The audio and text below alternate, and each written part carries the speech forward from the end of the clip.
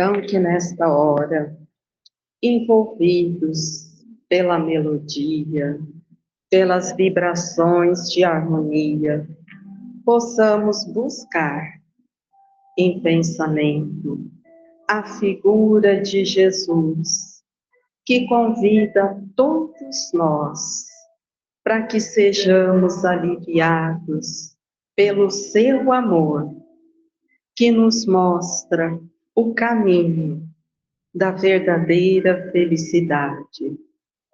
Que possamos sentir a presença amiga e amorosa dos benfeitores espirituais que aqui trabalham, que em nome do Mestre são conosco e aguardam a nossa parte para que consigam colaborar com o nosso equilíbrio, com o nosso esclarecimento, para que, fortalecidos pela luz do Evangelho, compreendamos a vida sobre um novo ponto de vista, compreendendo assim as bênçãos que nos são oferecidas, os estímulos que nos convidam a crescer, a transformação que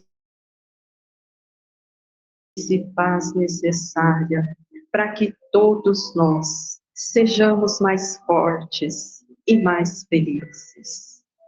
Por isso, nesta hora, Senhor, agradecemos a oportunidade de estarmos aqui, reunidos em Seu nome, buscando no Seu Evangelho, para sentirmos o que é o amor e no esforço, no sacrifício, no devotamento, aprendermos a cada dia a amar.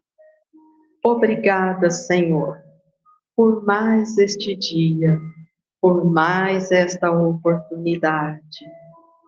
Sê conosco, Mestre, por misericórdia, e que assim seja.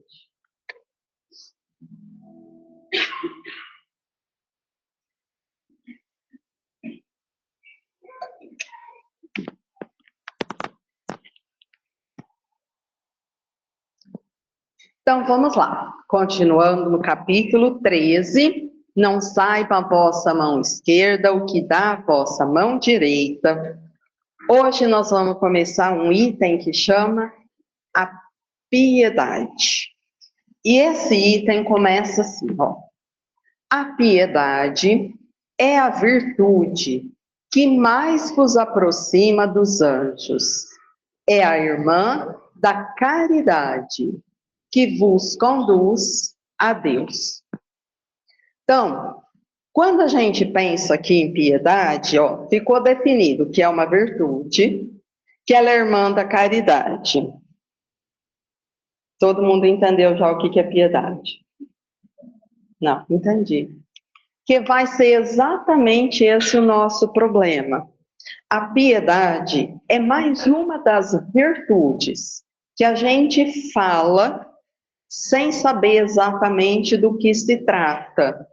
Então, muitas vezes, sofrendo, a gente pede piedade.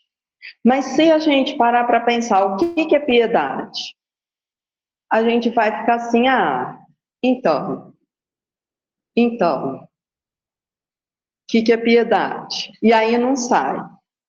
Ó, o que piedade tem diferente de compaixão?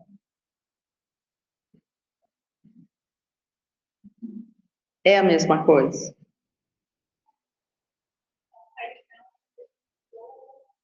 Na compaixão eu me dou. E na piedade?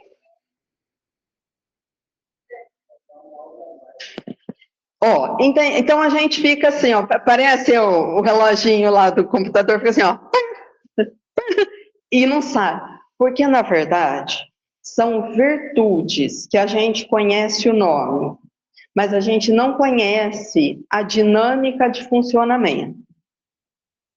E descrever uma coisa que por nós é totalmente desconhecida é um desafio.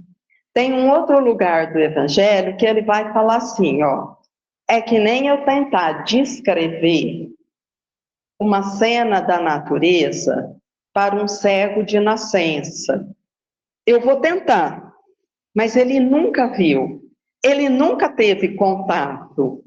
Então, para ele entender aquele funcionamento, aquilo tudo que eu estou tentando descrever, é muito complicado, porque ele ainda não tem recursos para construir esse entendimento. Então, normalmente, no Evangelho, ele não vai falar assim, ó, piedade é isso por isso, porque ele já sabe, ó, como é que eu vou descrever uma coisa que eles nem sabem do que eu estou falando?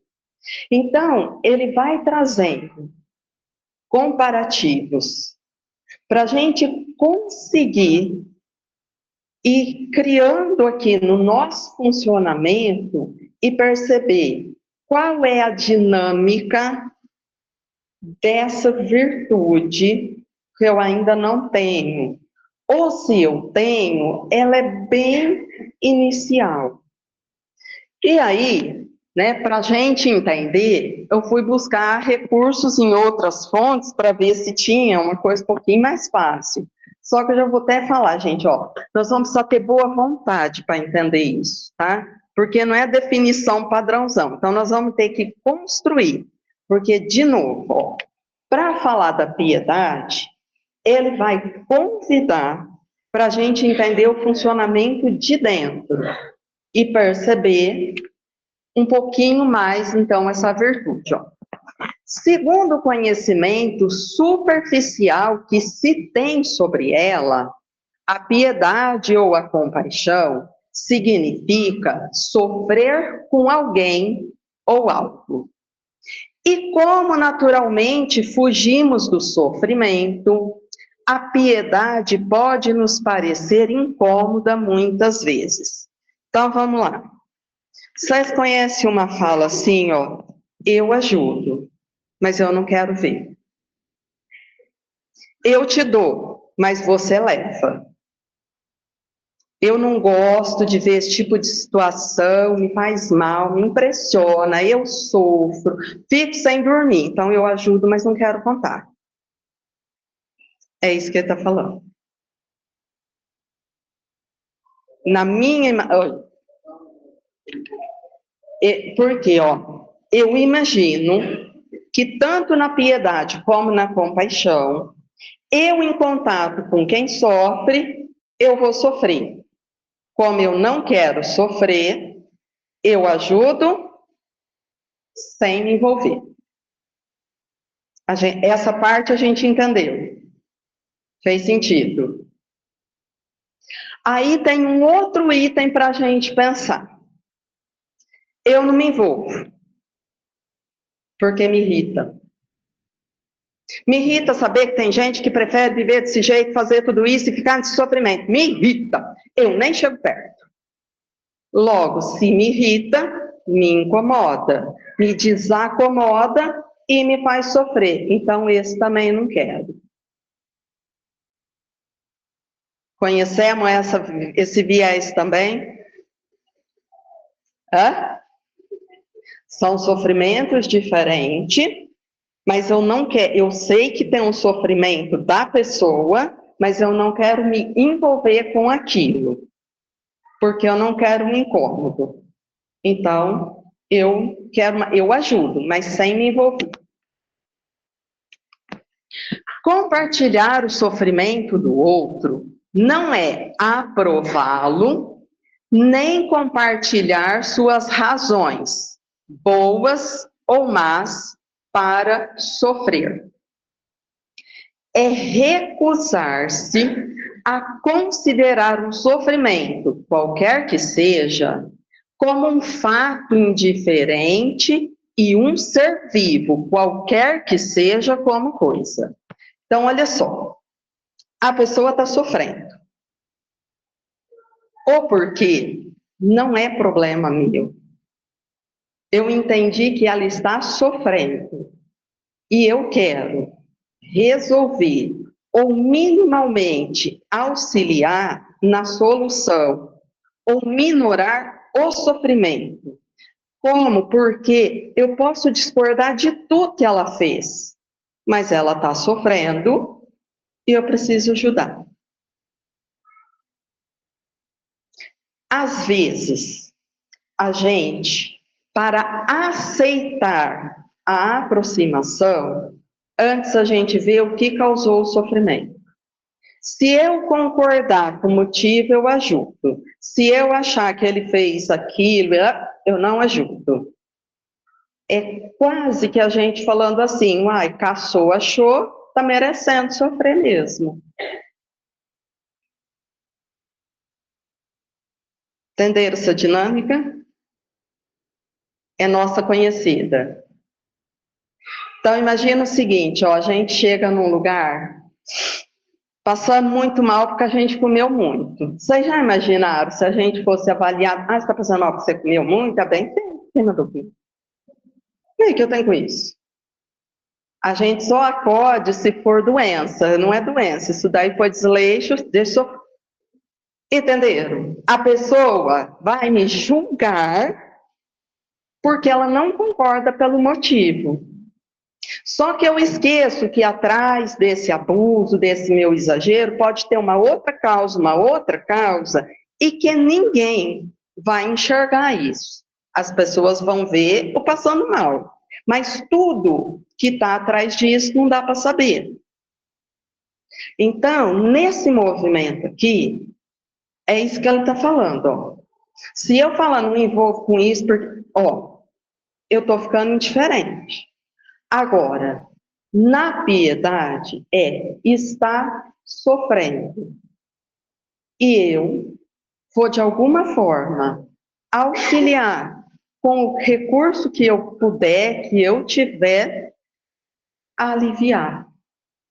Do jeito que eu posso, que normalmente é bem pouco. Mas não cabe a mim ficar avaliando isso. Então, ó, eu não vou concordar, não vou aprovar, não vou me misturar, não é nada disso. Mas é entender aquele momento. Oi. Não é querer saber como fica, o porquê que a pessoa está daquele jeito. Então, esse você não aprova, mas você, pela piedade, compaixão, você de alguma forma que... Ó, não é que eu não devo querer saber, eu não devo julgar aquilo. Porque, às vezes eu vou saber o motivo que está fazendo a pessoa sofrer. E eu não concordo com aquilo que ela fez que causou aquele sofrimento. Mas acontece que eu não sei exatamente dentro dela o que ela conhece. Que maturidade ela tem. Como que foi lá naquele momento? O que eu sei, ela está sofrendo agora. Isso é a única informação que eu tenho e que é fato. Todo o resto são coisas que eu estou supondo. Porque tem um lugar que o Evangelho vai falar assim, ó, Deus condena coisas que vocês perdoam e perdoa coisas que vocês condenam.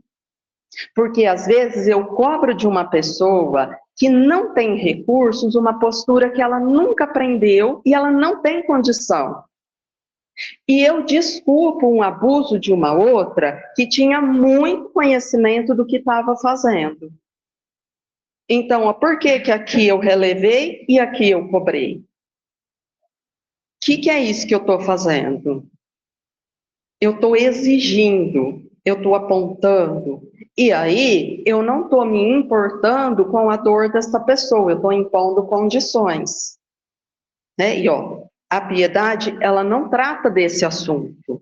Ela alivia a dor, porque ela vê o irmão, independente de ficar com as demais coisas. Exatamente. A piedade é o contrário da crueldade. Então, lembra quando eu falei, ó, se eu chegar passando mal porque eu comi muito, e a pessoa falar assim, uai, mas bem feito, terceira vez essa semana. Ó, não tem um prazerzinho no meu sofrimento, bem feito, achei é pouco. Isso chama crueldade. Então, isso é uma crueldade básica, mas se eu não cuido em escala, é aquela crueldade que a gente fica desejando para os outros, ser espancado, ser torturado, ser preso pro resto da vida, nunca mais ter direito. Então, é a mesma crueldade, que não enxerga o outro e torce pelo sofrimento dele. Por quê? Porque no meu senso de justiça, ele foi condenado.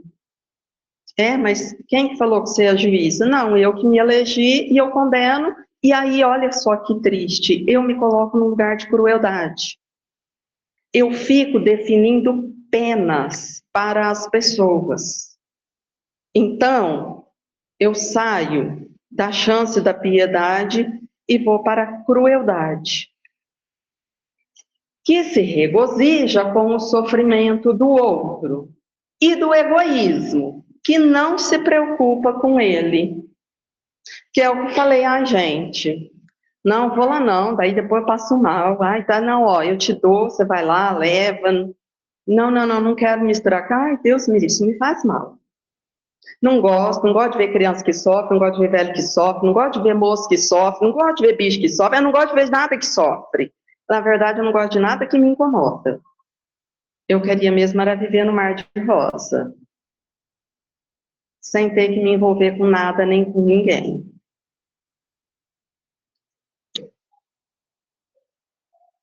É uma atitude mental baseada no desejo de que os outros se livrem do seu sofrimento.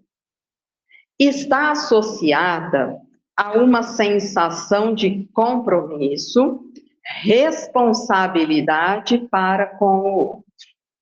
Quem viu aquele sofrimento? Eu me sinto comprometida e responsável em aliviar aquela dor. Porque essa é uma das condições para eu conseguir chegar na piedade. Qual piedade? Essa que é a irmã da caridade.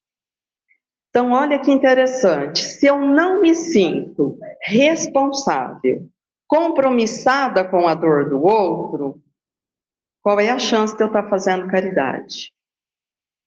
Acabou. Acabou. Porque essa aqui é a irmãzinha mais próxima.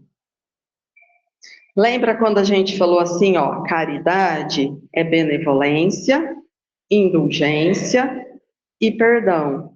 Ou seja, a pessoa pode errar. Eu não estou aqui para avaliar se ela erra. Eu estou aqui para fazer por ela o que eu gostaria que a mim fosse feito. Eu estou aqui para viver a lei de Deus. A parte dela, a minha, a minha. Mas como eu vou conseguir isso? Se lá na indulgência eu aprender com o exercício agora da piedade. Ó, ela está sofrendo. E eu vi que ela está sofrendo. E eu me sinto responsável, comprometida para aliviar essa dor. Mas se ela fizer de novo, ela sofre de novo e isso é uma escolha dela, não é um problema meu. Eu tenho que fazer a minha parte, como eu gostaria que fizessem por mim. Ponto. A verdadeira piedade tem por base o raciocínio de que todo ser humano tem o desejo inato de ser feliz e de se superar o sofrimento, exatamente como nós. Qual que é, para mim, aqui a parte fundamental? Raciocínio. Eu só consigo fazer piedade, indulgência e caridade raciocinando. Ou seja, virtude eu só faço por querer. Distraída, eu vou ter um impulso benevolente, ponto. Acabou. Para ser piedosa, eu tenho que estar 2 passos à frente.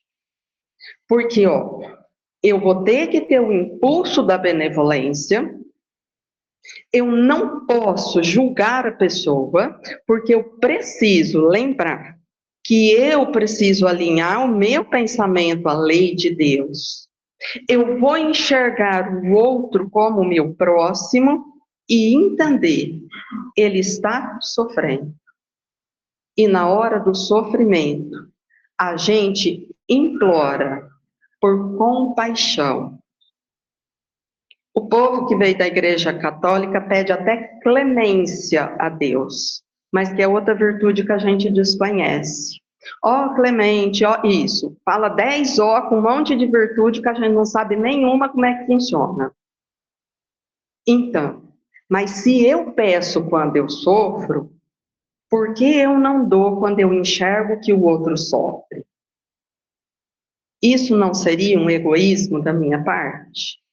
E como eu vou fazer o bem sendo uma pessoa egoísta? Essas duas coisas não vão caber no mesmo lugar. Então, eu tenho que raciocinar, porque virtude acontece na conquista da razão. É uma definição. Eu vou fazer. Nunca distraída. Nunca no impulso. No processo de conquista dessa virtude, vamos encontrar a prática da empatia, que é um instrumento fundamental para se chegar à piedade. A empatia é a condição psicológica que permite a uma pessoa sentir o que sentiria caso estivesse na situação e circunstância experimentada por outra pessoa. Então, olha a diferença agora. Não é o que eu faria no seu lugar. É eu tentar sentir o que você está sentindo, compreender que recursos você tem e como eu consigo te ajudar, mas do jeito que você quer. Porque muitas vezes, para eu ajudar alguém, eu quero ajudar do jeito que eu quero, do jeito que eu acho que tem que ser, no caminho que eu estou ditando que é o certo. Só que eu nem sei se a pessoa tem recursos para aquilo ou se ela concorda com esse jeito. Mas eu quero que ela faz desse jeito. Então, eu tenho que me ver no lugar do outro. E eu tenho que estar para o outro. Eu não posso ter expectativas. Eu não posso criar o que ele vai fazer. Ó, ser empático é ver o mundo com os olhos do outro e não ver o nosso mundo refletido nos olhos dele. Porque senão eu vou chegar para esse daqui e falar assim, ó, se eu fosse você, eu levantava daí, tomava um banho e ia pedir um terreno ali para carpir. Então, com qual força que ele vai fazer isso? Com ânimo de onde que ele tira para fazer isso? Mas por que que ele chegou nessa situação? Qual foi a dor? Eu não sei nada. Então, ó, eu vou ajudar ditando uma regra que, ok, se ele seguir, pode até... Mas eu não sei se ele dá conta daquilo. Eu não sei se é aquilo que ele precisa. Eu não sei se ele tem essa compreensão. Eu não sei o que ele entende da vida. Então, o único jeito é eu me colocar lá no lugar dele, entender aquela situação, com aquele pouco recurso que essa criatura tem nesse momento, para avaliar, eu sentindo isso, o que me ajudaria? Porque a única chance que eu tenho de fazer alguma coisa. Então, ó, antes, em capítulos antes do Evangelho, fala assim, ó, para julgar-se a si mesmo, fora preciso que o homem pudesse ver seu interior no espelho, pudesse, de certo modo, transportar-se para fora de si próprio, considerar-se como outra pessoa e perguntar: que pensaria eu se visse alguém fazer o que faço? Incontestavelmente, é o orgulho que induz o homem a dissimular para si mesmo os seus defeitos, tanto morais quanto físicos. Então, olha só, porque às vezes nessa situação é fácil me considerar uma pessoa calma, equilibrada, ponderada. Mas que régua que eu estou usando? Por que eu estou avaliando isso? Será que eu consigo sair de mim e olhar algumas das minhas atitudes para eu perceber de fato o que é que eu faço? Porque às vezes eu vou me considerar pessoa boa e eu vou ver isso aqui e vou falar assim: ah, também que essa vida tem que sofrer mesmo, tem que sofrer até aprender. Ó, ficar feliz com o sofrimento do outro chama crueldade. Ah. Então, ele é desequilibrado, eu sou cruel. Ah, então ele é desequilibrado e eu também. Então, se eu não começo a fazer esse exercício, sem me aperceber, eu vou trocando as coisas e colocando nomes que ficam interessantes, mas que não representam nada. Porque, ó, mesmo que eu der qualquer coisa, fui lá, busquei uma Marmitex e dei, fazer assim, fazer o quê, né, ó, gente, assim, ó, dá trabalho, né, ó, qual é o movimento de amor que aconteceu dentro? Que envolvimento eu tive com essa pessoa? Então, o problema não é que a comida não serve para ele, vai aliviar a fome. O problema é que isso que eu fiz não muda em nada para mim, porque eu julguei, condenei e senti aquela beiradinha de crueldade que julgou e condenou aquela pessoa porque ela caiu no cárcere de um vício. Mas é como se eu não tivesse nenhum outro. Mas se eu sair de mim, como sugeriu o Evangelho, eu vou lembrar que eu falo mal dos outros, que eu como às vezes muito mais do que precisa, e isso é vício. Que eu compro muito mais que isso é vício. Nossa, eu tenho tanto vício que eu não posso falar do vício dessa pessoa de jeito nenhum. Mas nem, por quê? Porque eu não tenho como. Ele só tem agora uma situação que está um pouco mais difícil, mas moralmente, nós dois estamos fazendo coisa fora da lei. E também não sei se eu tivesse que viver na condição social que ele viveu, na situação de vida que ele passou, enfrentar o tipo de dor que ele já enfrentou nessa vida, se eu estaria nessa estrutura ou se eu faria coisas até pior do que ele tem feito. Porque eu estou avaliando sem entender minimamente o que foi de fato que aconteceu com essa vida. Que tipo de dor ele encontrou no caminho? Então eu não sei. E se eu não sei, qualquer outra coisa que eu faça é julgamento. Oi.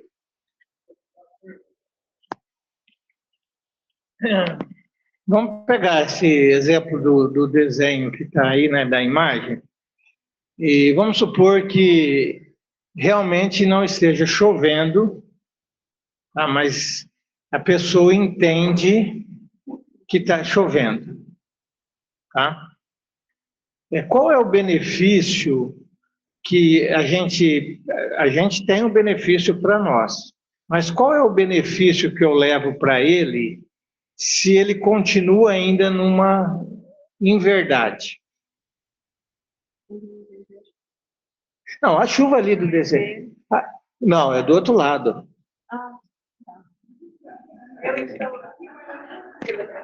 Gente, mas eu não sei.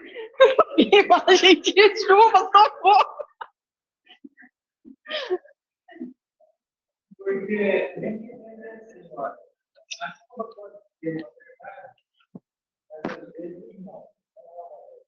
Ó, eu vou entender que ele acha que está sofrendo. Tá. Então, teoricamente, o que você está perguntando é assim, ó.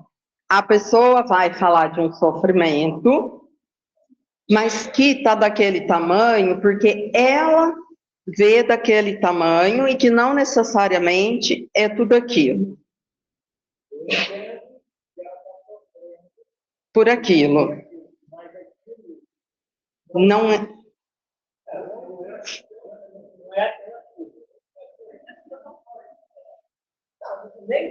Ó, eu não sei, vou. Então, imagina o seguinte, ó. Vamos avaliar assim. Todo sofrimento nosso é alguma coisa que ainda está fora da lei. E todo mundo tem muita coisa fora da lei. Mas eu posso estar sofrendo muito porque eu briguei com alguém e eu acho que aquela pessoa tem que se retratar, mas a pessoa não vai, porque ela acha que ela está certa. Mas eu estou sofrendo.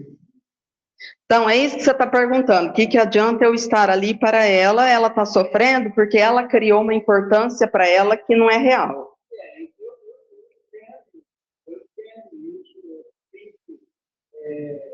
Piedade dela, porém, o que ela está sofrendo é verdadeiro.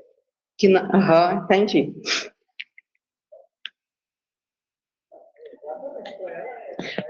Para ela é. Ó, para ela é. E a pergunta do Edão é: o que adianta eu estar ali para ela? Ela está sofrendo. Então, será que é importante ela entender que tem alguém que pode estar ali para ela, para ouvir?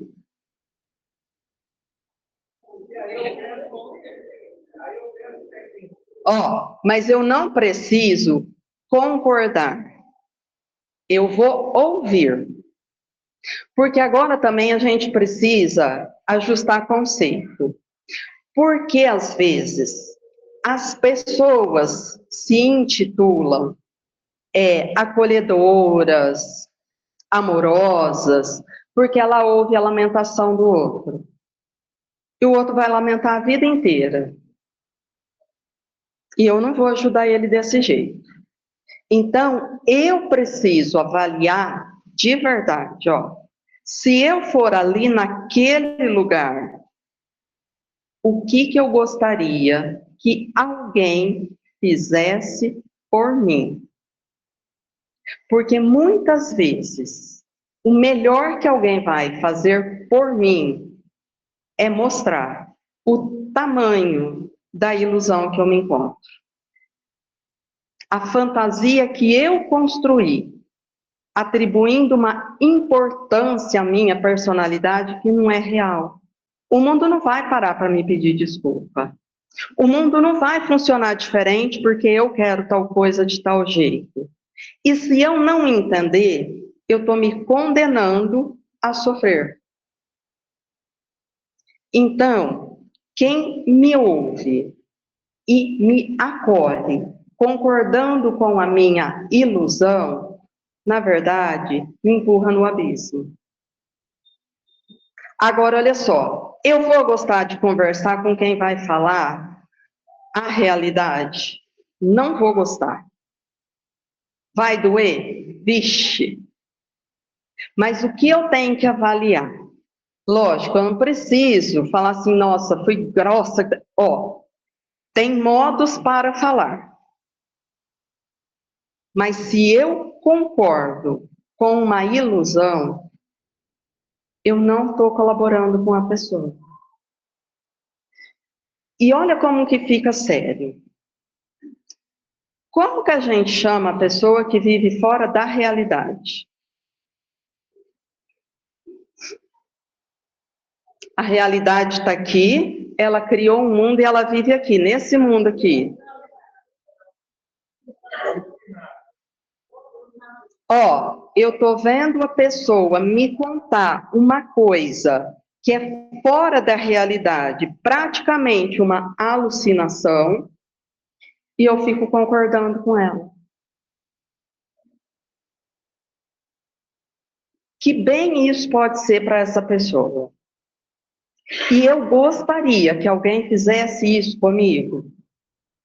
Então, estar ali para a pessoa não é compartilhar do fato que fez ela adoecer, não é compartilhar daquela situação que fez ela sofrer, mas é entender que ela não tem aquele recurso.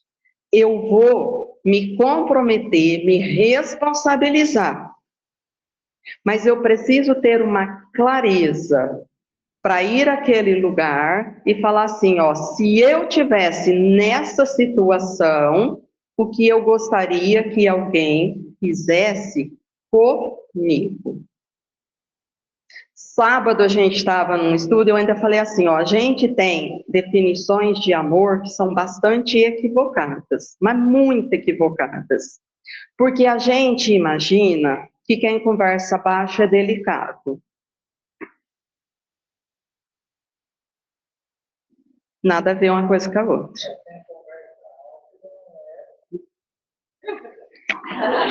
Ele está se defendendo. Vocês... Tem voz forte, né, Dom? Tem força. Ó, não é porque eu concordo e choro junto com a pessoa que eu sou uma pessoa compassiva. Às vezes, eu só sou uma pessoa muito emotiva. Acabou o caso, acabou o choro, acabou o compromisso. Então, eu preciso aprender a diferenciar as coisas, porque olha só, não dá para a gente supor que o Emmanuel não seja um espírito de grandes conquistas de amor. Como que ele tratava o Chico? Ô, amorzinho, vem aqui, vamos psicografar. Ai, tá doendo o olhinho, senta, descansa. Tá doendo o olho, Chico? Você tem dois, o outro funciona, vamos. A gente até assusta com aquilo. Mas como eu posso imaginar que um Emmanuel não é amoroso? Bom, então é o meu conceito de amor que é equivocado. Ele não deixa parar para continuar produzindo o bem, por quê? Porque isso é o bem para ele. Ah, mas só o Emmanuel? Não, Joana de Ângeles também. Lá naquele livro, Semeador de Estrelas, tem um relato de uma noite que ele está lá todo agoniado, ficou chorando. A Joana chega toda e fala assim para ele, acabou de chorar? A hora que você acabar, você chama que eu preciso trabalhar, depois eu volto. Tchau, obrigado. Ou seja, ó, você está ficando numa lamúria aí que não vai te levar a lugar nenhum. E eu não vou te ajudar nisso, porque isso não é o seu bem. Aí a gente fica pensando assim, ó, nossa, que grossa, mas qual que é a chance de um espírito que lá no ano 1 foi Joana de Cusa ser grossa? Então, aquilo é viés de amor. E o nosso? O nosso é concordância com a ilusão. Por quê? Porque isso é bom para mim. Assim, eu projeto no outro a zona de conforto que eu adoro ficar. Então, isso não tem a ver com o bem. Por isso que ser piedoso é uma tarefa árdua. Porque quando eu responsabilizo e comprometo com o outro, como que eu vou mostrar um caminho que eu não fiz o esforço de caminhar? Eu só posso ajudar se eu aprender aquilo para auxiliar que ele aprenda. Isso é responsabilidade e compromisso. Então, quando ele fala assim, ó, a piedade, a irmãzinha sim da caridade, é porque ela faz com que eu busque todos os recursos que existem em mim, melhore tudo isso em dedicação ao meu irmão. Sem questionar por quê, mas para aliviar aquele momento. Mas para isso, eu tenho que trabalhar muito pensando no ajuste com a lei. Hora que eu ajusto com a lei, eu estou vivendo a caridade e fora da caridade não há salvação. Então, esse ajuste é fundamental. E aí, só para a gente ajustar aqui, deixa eu só daí, eu já te dou. Nesse instante, estaremos operando como mensageiros de Deus, consolando aflições e praticando a caridade em uma de suas belíssimas formas, porque agora verdadeiramente eu saí de mim, tentei me colocar lá naquela situação para entender o outro e fui fazer por ele o que eu gostaria que alguém fizesse por mim nessa situação. E a partir desse momento, eu vou respeitar, eu vou compreender, eu vou buscar aprender para compartilhar. Por quê? Porque agora eu senti aquele lugar. Antes disso, é como se fosse uma receita pronta, eu quero fazer tudo igual. Então, quando a gente vai olhando a história de Jesus, a gente vai vendo, ó, com o fariseu ele falou de um jeito, com a mulher adúltera ele falou de outro, com o Zaqueu ele falou de outro, com o Pedro ele falou de outro. Por quê? Porque ninguém era igual a ninguém. E ele ia conforme ele sentia aquele lugar que o outro estava. Então, um precisava de orientação, o outro precisava ser acolhido no perdão, o outro precisava ser estimulado para fazer o bem. Então, ele ia ajustando conforme ele sentia. Então, por isso que nunca era nada igual. Então, se eu não faço esse esforço, eu não consigo me sensibilizar para esse caminho. E onde é o melhor lugar para treinar essa sensibilidade? Adivinha? Exatamente. Aquele que todo dia te chama, vamos fazer a lição comigo? Quer aprender hoje como que é sentir o outro? E a gente, eu preciso entender aquele lugar.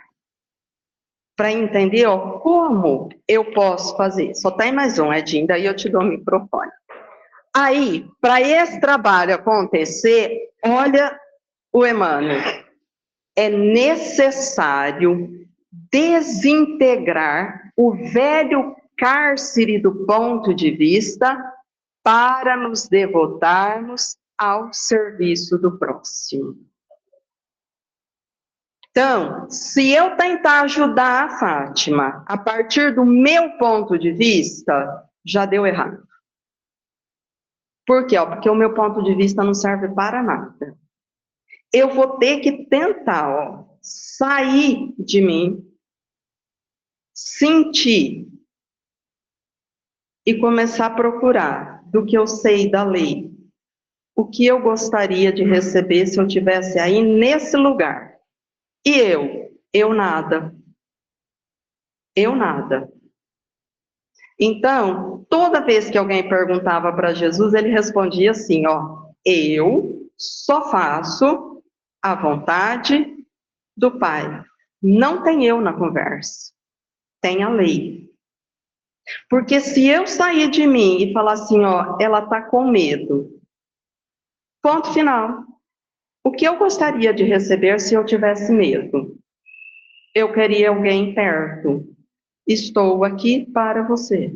Mas por que ela tem medo? Ela tem medo que ela é perturbada. É perturbada, ela brigou com a vizinha, agora tem com medo. A vizinha falou que vai pegar ela na rua. O que eu tenho com isso? O que eu tenho com isso?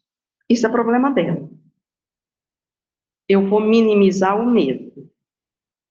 E conforme eu for entendendo a dinâmica dela, eu vou sentindo em mim o que eu gostaria de receber nesse lugar.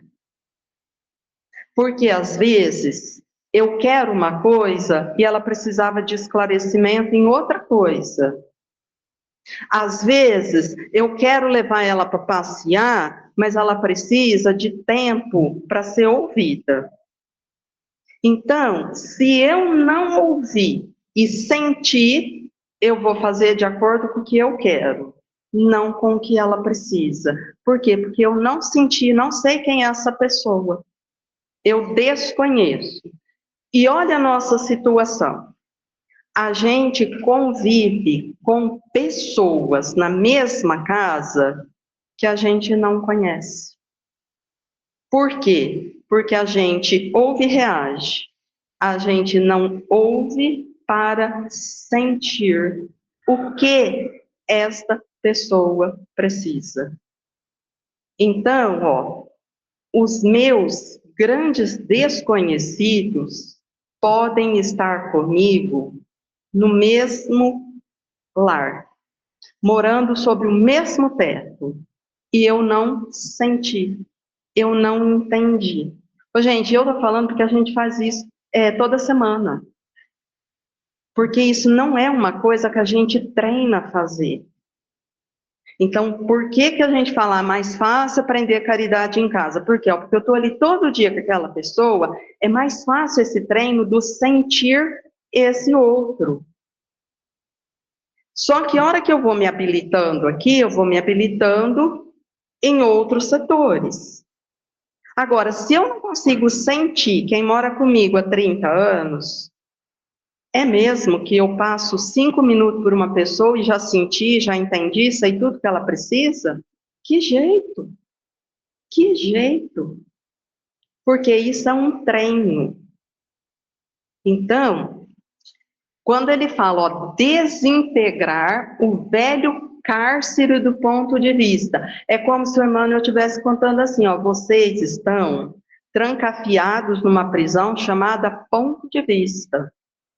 E aí você fala, eu acho isso, você toca tudo a partir do que você acha, e isso já te desconectou totalmente da lei de Deus. A partir daí, você faz só o que você quer, do jeito que você quer, sem se importar com a relação. Por quê? Porque eu desconheço a outra pessoa. Não sei do que se trata.